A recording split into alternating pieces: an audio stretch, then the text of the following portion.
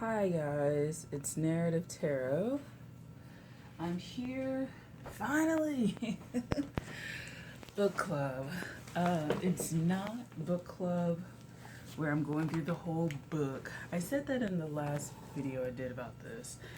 But I am so kind of like working and tired, and I just have not been reading really anything. But book club that was supposed to be like April, May, June, is still Codependence, the Dance of Wounded Souls, a cosmic perspective of codependence in the human condition. So this is still the book. The sleeping book is going to come after that. Oh, it's a little piece. The sleeping book that I posted as well is going to come after this. And then there's some other books because I'm at school.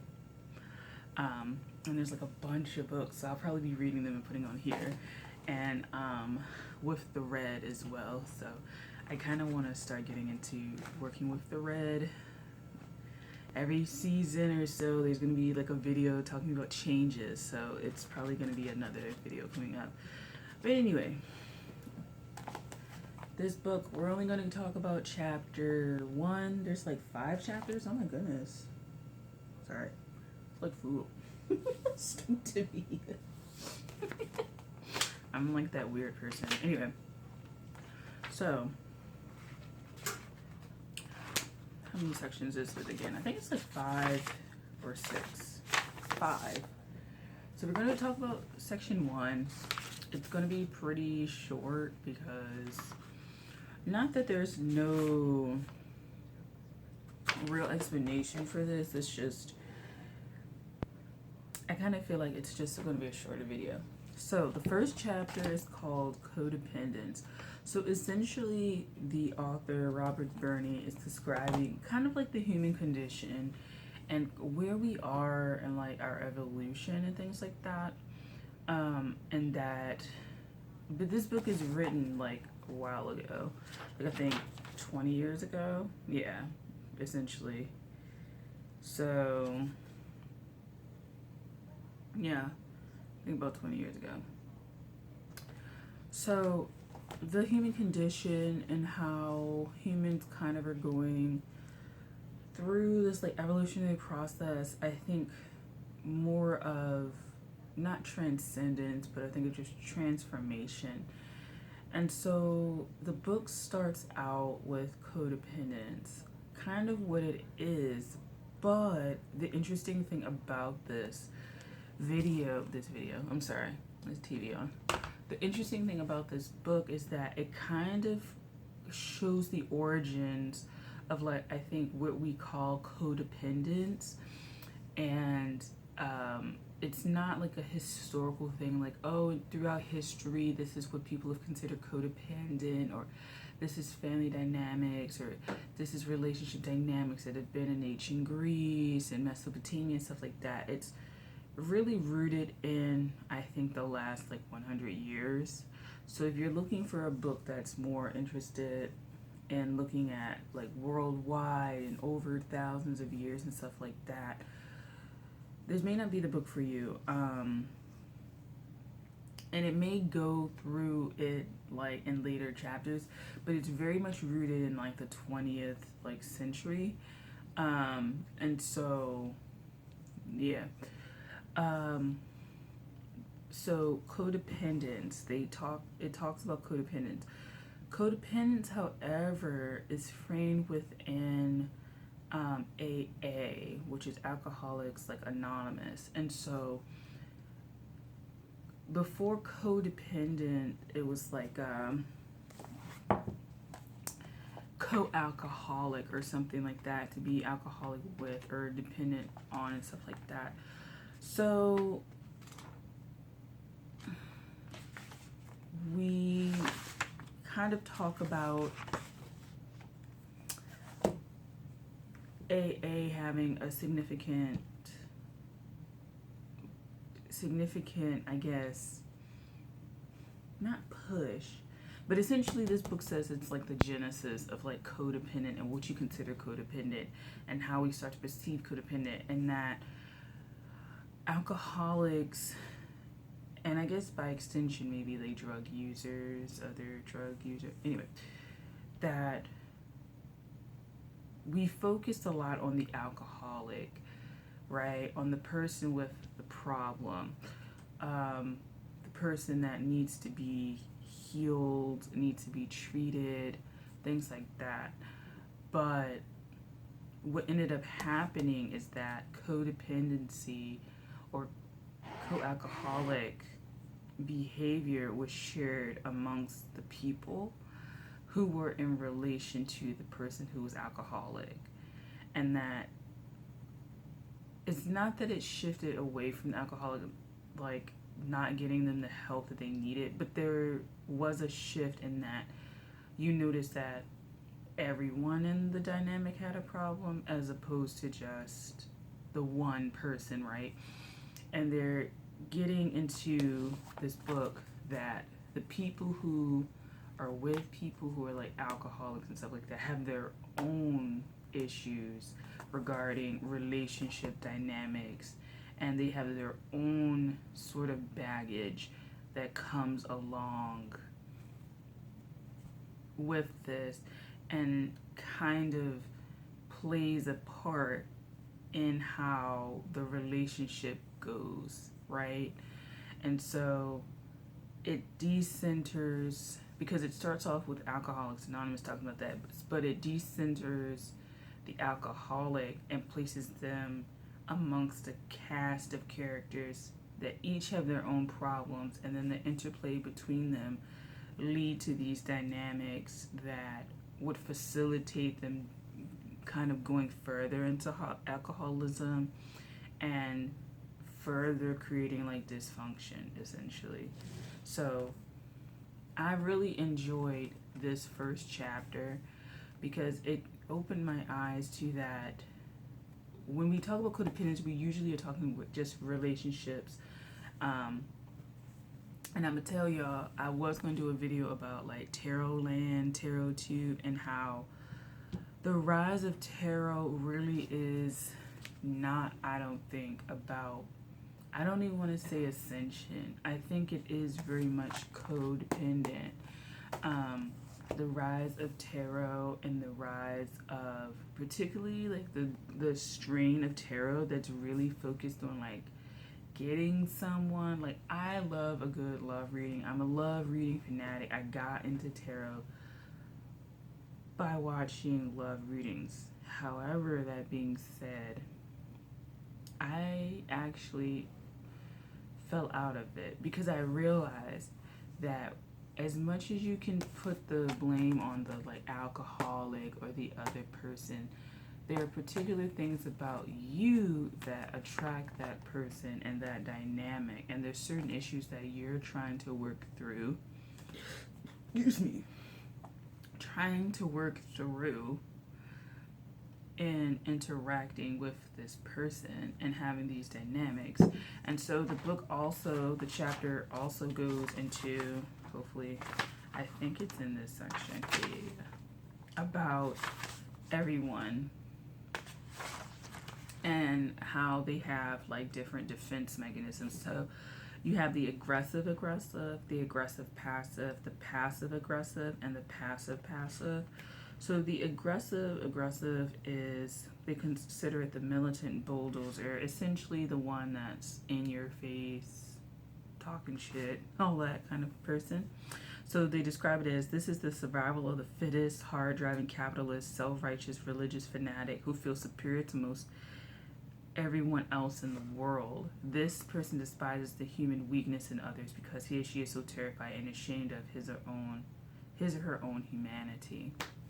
The aggressive passive person or sacrificing bulldozer, they do things and tell you it's for your own good, essentially. So they'll beat you down and then say it's for your own good. I can see myself in that one. So they think they know what is right and what you should do. essentially. And this is where kind of I want to say tarot is just a little bit. And the reason why I'm kind of weary about Tarot Tube a little bit is because I think that I like reading tarot. I've kind of gotten a little burned out because I've done it so much at like school and stuff. And so I need to kind of like decompress. But I kind of think that we as people who are in like crafts and these sort of art and readers and divination, stuff like that, need to pay attention to the relationships that we are forming with the people who are coming to us, and that they are actually dealing with their issues, and that you are also dealing with your issues.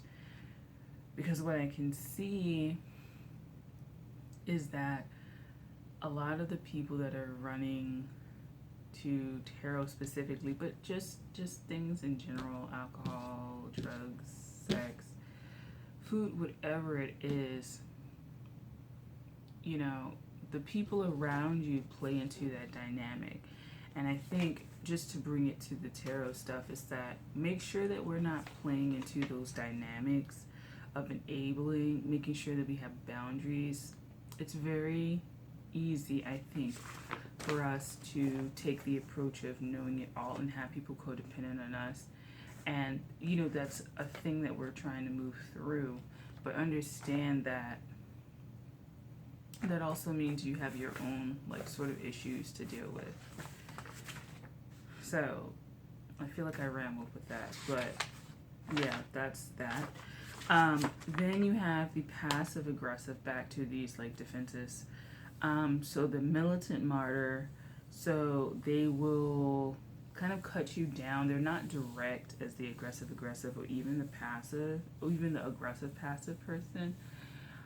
They like just say little sharp barbs and stuff like that, and they make it seem like, oh no, like, you know, I don't understand, like, why you would be so sensitive. And it's just like bitch, like, really? And so they see themselves as wonderful people who are continually and unfairly being victimized by ungrateful loved ones. This victimization is their main topic of conversation or focus in life because they are so self-absorbed that they are almost incapable of hearing what other people are saying. So there's that. And the last one is the passive or self-sacrificing martyr. They spend so much time and energy demeaning themselves that they project the image that they are emotionally fragile. And so they use like a lot of guilt for people so that they can get out of being held accountable. And so I like this first chapter because it kind of lays out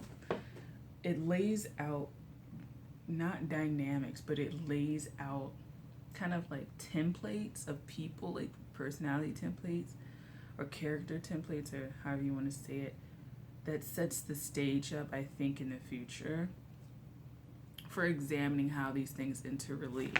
And so I personally enjoyed this first chapter. So back to what it says about codependent. So the expanded usage of the term codependent now includes counter-dependent behavior. We have come to understand that both passive and the aggressive behavior defense mechanisms are reactions to some kinds of childhood trauma, the same kinds of emotional wounds.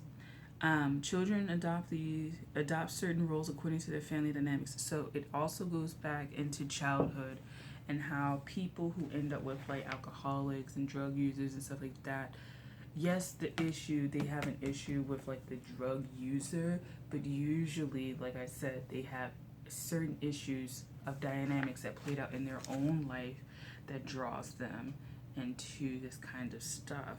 And that, like I said, you're trying to figure some stuff out on your own.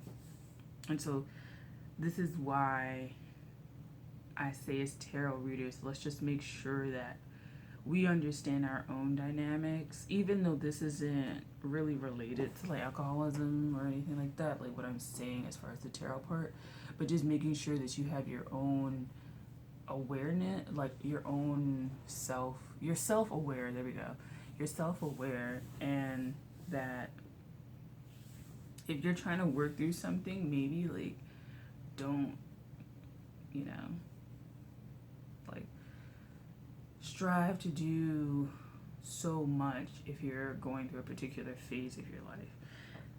Excuse me, like me. Like I'm like going through a particular phase where I just don't want to do that anymore right now. And I am not going to do it. So, and then here's a little bit about the evolution of the term. So, essentially it talks about Alcoholics Anonymous and how in the late 50s and 60s that the program really kind of started to take off a little bit. It talks about how these programs are kind of based on, from what I gather and what I remember, because I read this like a month or so ago, it's kind of like it's like Alcoholics Anonymous is like the center of kind of how this starts, but I can see how this spreads out. So you have Alcoholics Anonymous, which is kind of like a pinpoint of, it's kind of uses a microcosm of how we are as humans kind of evolving and striving to transcend and move past things and loving ourselves and merging ourselves into like a loving being and understanding truth with a capital T, and then truths with a lowercase t that are more relative to our own experience, and how going through this process you'll start to realize the capital T's versus the lowercase t's, and you'll be able to see kind of them both, but that as a human being, like you're meant to have these experiences, profound experiences. And this is just one part, but that we're moving forward in a way that you won't need to linger in these experiences too much. That's not exactly what he's saying, but with AA kind of kicking off, it kind of, they're putting in the book, it sets the stage for larger issues to be addressed, and that if you have this program that is, you know, been effective for a lot of people, I kind of feel like it's praising like AA like a little bit, like just a little bit. I don't know anybody who's gone to AA personally. Like I don't remember anybody in my life ever talking about going to AA. So I really don't know how effective it is. But if it's really effective, then, you know, it's one of the first programs then that people, I guess, could count on to complete and have some sort of, I guess, new normalcy or some sort of reconstructive quality about their life actually manifest to where they are moving forward. Yeah.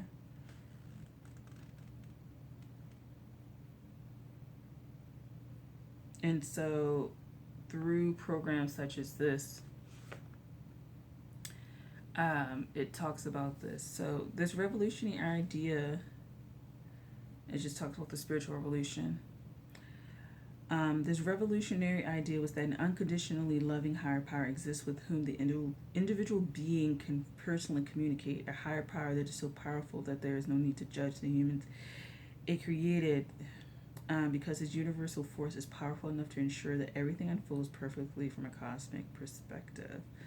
And so through this kind of unraveling of self with AA, like going through these programs, you're kind of ascending in a way, right? Like you're ascending and you're reaching higher states of awareness that lead you to be able to cast away that stuff. Those, I think, relative truths, and the relative truths that potentially I think could keep you trapped in feedback loops which are negative, and then more ascend to the capital T truths. And the capital T truths will be more affirming, more like they said, there's a relationship that you can have with a God or universe or spirit, and the experiences that you're having are unfolding the way that they need to. And so it's kind of like the capital T truths are more about connection, I think, to God, purpose, evolution, growth. And the lowercase t truths are the more mundane kind of things, but they're relative and they're kind of myopic and on the lower evolution or the devolving end, they can keep you stuck. So that's how I see it. So,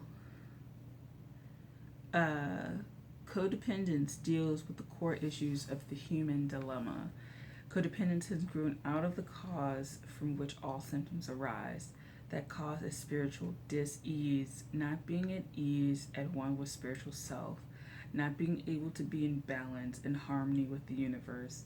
All other diseases, physical, emotional, mental, spring out of or are caused by spiritual dis-ease. The condition of codependence, which as I said could be more accurately described as outer external dependence, is the human condition we have inherited it. And so that's what ends this chapter. Like I said, I really enjoy that this chapter kind of talked about more codependence and the theme of the dynamics of childhood, how you observe that, and the way in which it's not even about attracting people who are alcoholics and stuff like that, but that these things play out because we're seeking something, we're searching for something, and these dynamics play a role. But ultimately, I think it is a little bit comforting to know that these dynamics ultimately and these experiences are pushing us forward in our own evolution, no matter what you think they are. And again, that ties into the capital T truth and the lowercase t truth. So I hope you enjoyed this long-winded chapter 1, Codependent, the Dance of Wounded Souls discussion. I would like to hear your thoughts or read your thoughts on it. So yeah, comment down below. I'll talk to you guys later. I'm probably going to do a video after this. It's going to be about something else. But I'll talk to you guys later. Bye.